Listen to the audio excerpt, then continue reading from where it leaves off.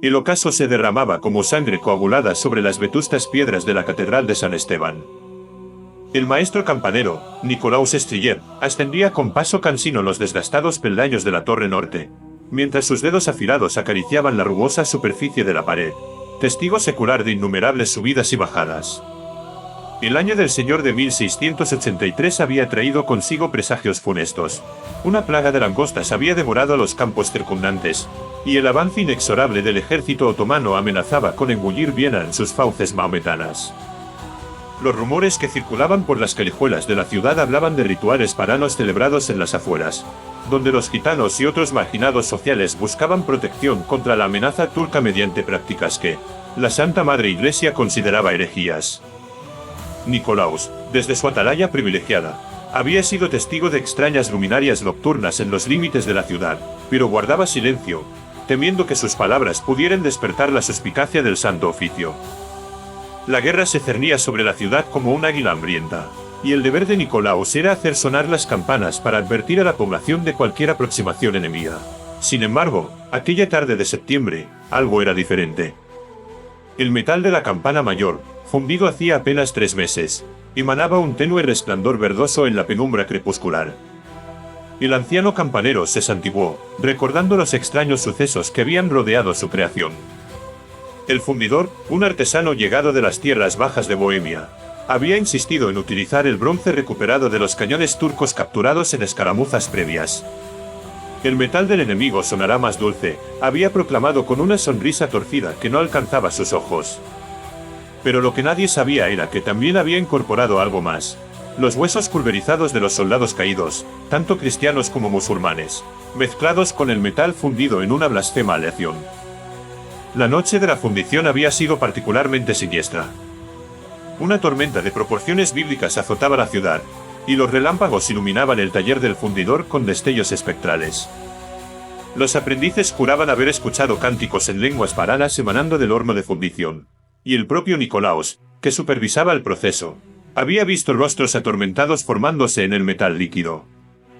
Cuando la campana emitió su primer tañido, los pájaros cayeron muertos del cielo y los niños del coro comenzaron a sangrar por los oídos.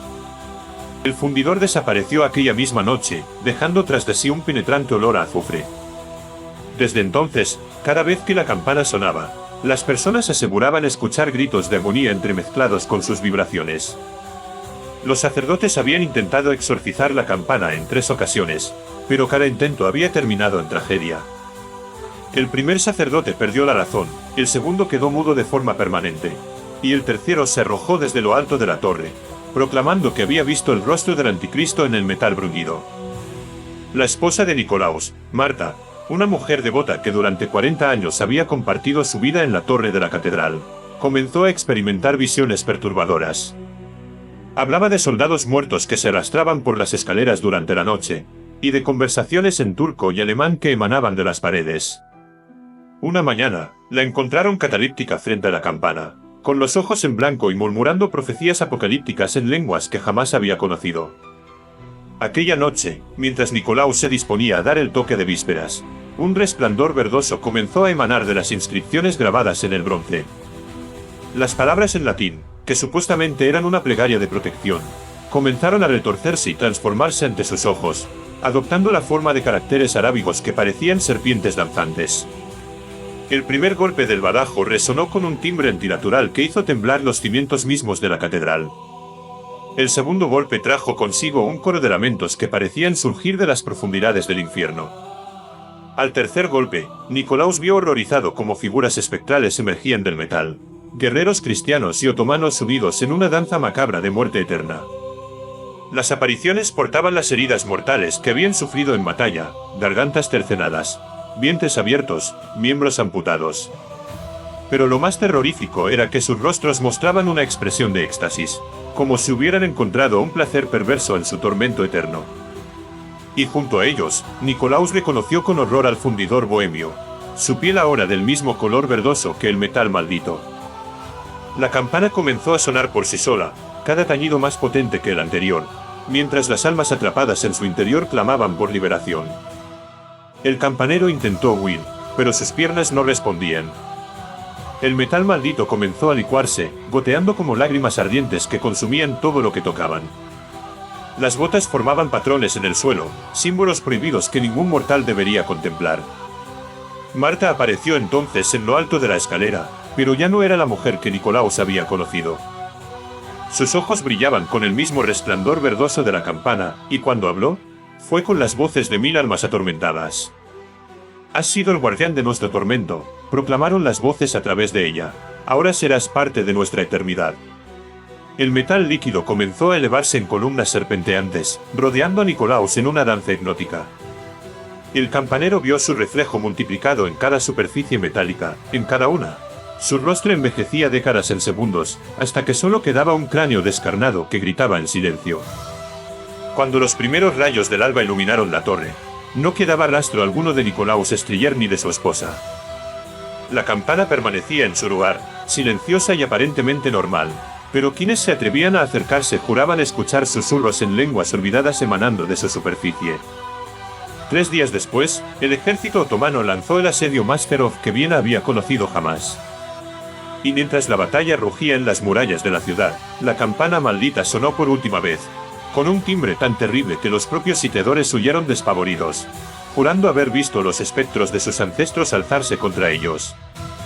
Los pocos testigos que sobrevivieron para contar la historia aseguraron que, durante aquella última noche del asedio, vieron figuras espectrales danzando en lo alto de la torre, cristianos y musulmanes, verdugos y víctimas, unidos en una danza macabra que trascendía la muerte misma.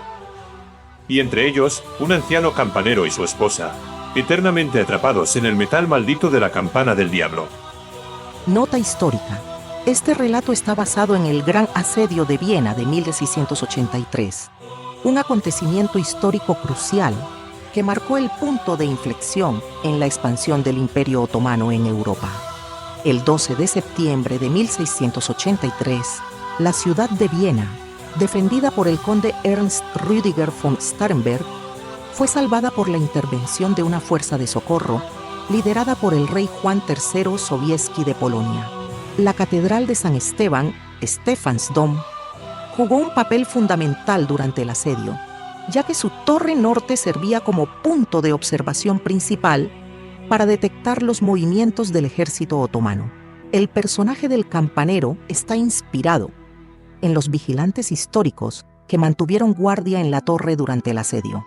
La práctica de fundir armas capturadas para crear campanas era común en la época, y existen registros históricos de campanas fundidas con el bronce de cañones otomanos capturados. La inclusión de elementos sobrenaturales y góticos en el relato busca reflejar las tensiones religiosas y culturales de la época, así como los temores y supersticiones que prevalecían durante los tiempos de guerra. Las referencias a rituales paganos y gitanos están basadas en documentos históricos que describen la persecución de minorías durante este periodo de crisis.